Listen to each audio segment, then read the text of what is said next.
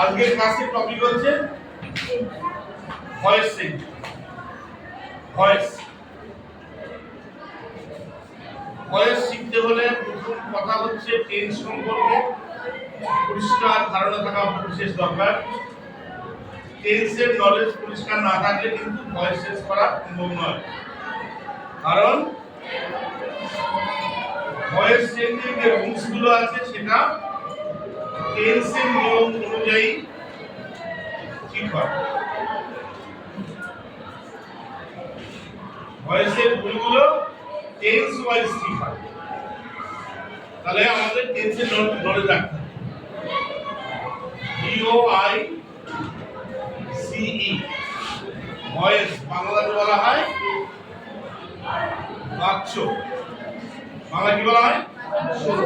এই বাচ্চকে আমি কথা বলতে পারি, কিন্তু গ্রামারের ভাষায় বাচ্চ বলাটাই বেটার।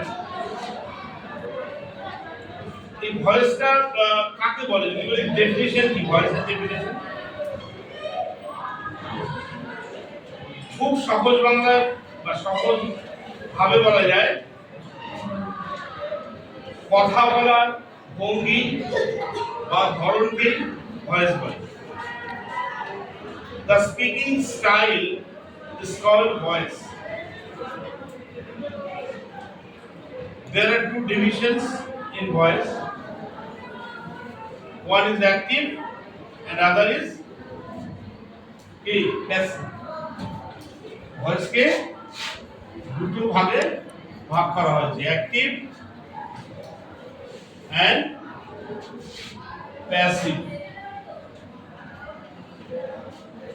এটাকে বাংলাতে বলা হয় কর্তৃবাচ্য, এটাকে বলা হয় কর্মবাচ্য।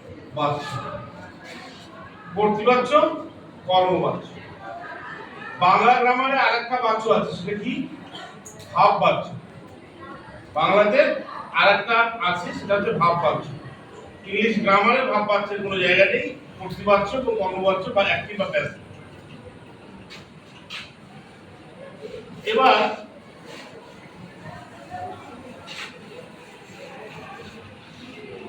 আমরা ভয়েস কেন শিখি? ভয়েস শেখার মূল উদ্দেশ্য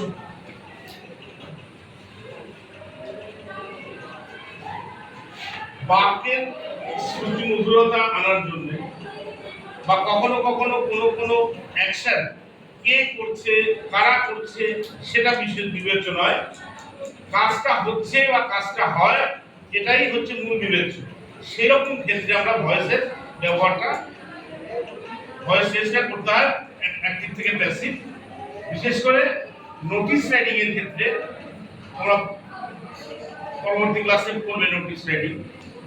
বিজ্ঞপ্তি মানে এগুলো একটা বিষয় সম্পর্কে বিজ্ঞপ্তি জারি করতে হলে বা বিজ্ঞপ্তি দিতে হলে, নোটিশ লিখতে হলে প্যাসিভ ভয়েসে সেটা করতে হয়, প্যাসিভ সেন্টেন্স স্ট্রাকচারে সেটা করতে হয়। যাক, এটা হচ্ছে মূল বিষয়। এবার আমরা কি করে ভয়েসটাকে চেঞ্জ করব? প্রথমে বলেছি যে টেন্সের ধারণাটা পরিষ্কার রাখা দরকার। এবার যে দুটো ভাগ বলেছিলাম, অ্যাক্টিভ এবং প্যাসিভ, এই অ্যাক্টিভ ভয়েস কাকে বলে? যখন সাবজেক্ট বা কর্তা সরাসরি কোনো কাজ করে, ডাইরেক্টলি যখন কোনো কাজ করে, তখন সেটাকে বলা হয় অ্যাক্টিভ ভয়েস। আবার যখন সেই কাজটি কর্তার উপর বর্তায় বা কর্তার দ্বারা করা হয় এরকম বোঝায়, তখন সেটা হয়ে যায় প্যাসিভ। যেমন একটা এক্সাম্পল যদি দিই, আই ডু ইট, আমি এটা করি। এখানে সাবজেক্টকে আই, এই ডু হচ্ছে ভার্ব, এটা হচ্ছে অবজেক্ট, এটা হচ্ছে সাবজেক্ট। তাহলে এই যে আই ডু ইট, কাজটি করি, এই করাটা কে করছে? কর্তা সরাসরি করছে, আমি কাজটি করি। কিন্তু যদি এমন হয় আমার দ্বারা কাজটি করা হয়, তাহলে কি হলো?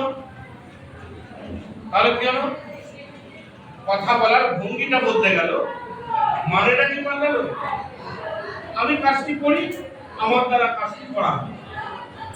কি হলো? ভঙ্গিটা পাল্টে গেল বা স্টাইলটা পাল্টে গেল, কিন্তু অর্থে কোনো পরিবর্তন ঘটলো কি? বুঝতে পারছো না? আমি কাজটি করি এবং আমার দ্বারা কাজটি করা হয়, এরকম ভাবে এতে কি অর্থের কোনো পরিবর্তন ঘটলো? বুঝে বলো, অর্থ কি বদলালো কোনো? কিন্তু বদলালো কি? স্ট্রাকচার, সেন্টেন্সের স্ট্রাকচারটা বদলে গেল। তার মানে প্যাসিভ হয়ে গেল, আমার দ্বারা কাজটি করা হয় যখন প্যাসিভ হয়ে গেল। তাহলে এই আই ডু ইট, এই বাক্যটিকে যদি আমি মনে করি যে এটা কেমন ভয়েস, কি বলবো? Active voice. এটাকে অ্যাক্টিভ ভয়েস বলবো। কেন? সরাসরি কর্তা কাজ করছে, আই ডু ইট।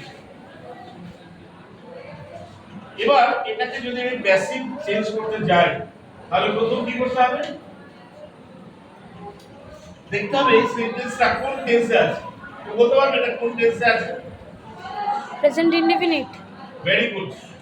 শুভম বলেছে প্রেজেন্ট ইনডেফিনিট বা সিম্পল প্রেজেন্ট টেন্স। কেন বলেছো? এটা সাবজেক্ট, এটা V1, এটা অবজেক্ট। তাহলে যখনই তোমার ভয়েস চেঞ্জ করতে যাবে, প্রথমে কি করতে হবে? সেন্টেন্সটা কোন টেন্সে আছে আমি সেটা দেখতে হবে। কারণ টেন্স ভিত্তিক আলাদা আলাদা ভয়েস রুল সেট করা হয়, সেট থাকে। যখনই দেখলে সাবজেক্ট V1 অবজেক্ট, আমরা সিম্পল প্রেজেন্ট টেন্স, তখন ভয়েস রুলটা কি হবে? এই যে অবজেক্টটা, এই অবজেক্টটা সাবজেক্ট হয়ে যাবে, আর এই সাবজেক্টটা অবজেক্ট হয়ে যাবে, আর এই ভার্বের একটু পরিবর্তন ঘটবে। সেটা কি? ফর্মুলাটা কি হবে? সাবজেক্ট প্লাস এম ইজ আর এর যে কোনো একটা প্লাস ভি প্লাস অবজেক্ট। এটা হচ্ছে ভয়েস ফর্মুলা। এটা হচ্ছে ভয়েস ফর্মুলা। কোন টেন্সের ভয়েস ফর্মুলাটা বললাম? সিম্পল প্রেজেন্ট টেন্সের ভয়েস ফর্মুলা। এটা কোন টেন্সের ভয়েস ফর্মুলা? সিম্পল প্রেজেন্ট টেন্সের ফর্মুলা। তাহলে আমরা পরিষ্কার একটা কথা হচ্ছে, ভয়েস চেঞ্জ করতে যখন যাবে, তোমাকে যে সেন্টেন্সটা দেওয়া হবে, প্রথমে সেই সেন্টেন্সটাকে আইডেন্টিফাই করবে কোন টেন্স। যখনই দেখবে সিম্পল প্রেজেন্ট টেন্স, তখনই এই ফর্মুলাটাকে প্রয়োগ করবে। কি করবে? নিয়ম হচ্ছে অ্যাক্টিভ ভয়েসে যেটা অবজেক্ট থাকে, প্যাসিভ ভয়েসে সেটা কি হয়? সাবজেক্ট হিসেবে বসে। তাহলে ইটটা অবজেক্ট আছে, এটাকে সাবজেক্ট হিসেবে বসাতে হবে। উল্টে আসবে। এইবার এই সাবজেক্ট অনুযায়ী কি বসবে? এম ইজ আর যেগুলো একটা বসবে। ইটের সাথে কি হবে? ইজ। ইটের সাথে কি হবে? ইজ। তারপর কি হবে? V3। এখানে ভার্ব 1 আছে, ডু, এটাকে V3 করতে হবে। কি হবে? It is DONE, done. এবার একটা ফর্মুলাতে কি আছে? বাই মি প্লাস বি, এখানে plus by plus object. By, ফর্মুলাতে একটা বাই থাকবে, সেই বাইটা বসাতে হবে। আর কি করতে হবে? এই আইটাকে কি করতে হবে? মি। তাহলে কি হবে? It is done by me. এবার কিন্তু এটা কোন ভয়েস হলো? প্যাসিভ ভয়েস হয়ে গেল। তাহলে আমরা কি পরিষ্কার বোঝাতে পেরেছি? পরপর স্টেপগুলো কি কি আছে? সেন্টেন্স যখন পাবে, সেন্টেন্সটা কোন টেন্সে আছে সেটাকে বুঝে নেবে। তারপর সেই টেন্সের ভয়েস ফর্মুলা অনুযায়ী ওই অ্যাক্টিভ ভয়েসটাকে প্যাসিভে রূপান্তর করবে। তাহলে ভয়েস শিখতে গেলে আরেকটা জিনিস কি করতে হবে? ভার্বের ফর্মগুলো মুখস্থ রাখতে হবে। V1, V2, V3 ভার্বের ফর্ম। কারণ সমস্ত প্যাসিভ ভয়েস করতে গেলেই মূল যে ভার্বটা থাকে সেটা থার্ড ফর্ম হয়ে যায়, তাই না? আর এটা মুখস্থ করতে হবে, ভার্বের চ্যাপ্টার থেকে ভার্বের ফর্মগুলো মুখস্থ করতে হবে। ওকে? তাহলে এখানে পরিষ্কার হলো কি যে আমরা ভয়েস শিখতে গেলে টেন্সের ধারণাটা পরিষ্কার করে রাখবো। টেন্সের নিয়ম অনুযায়ী ভয়েসের রুল নির্ধারিত থাকবে, আমরা সেইভাবে ভয়েস চেঞ্জ করব। ওকে? তাহলে here is the end of our class today. Next day we will discuss about the present continuous. Okay? Thank you.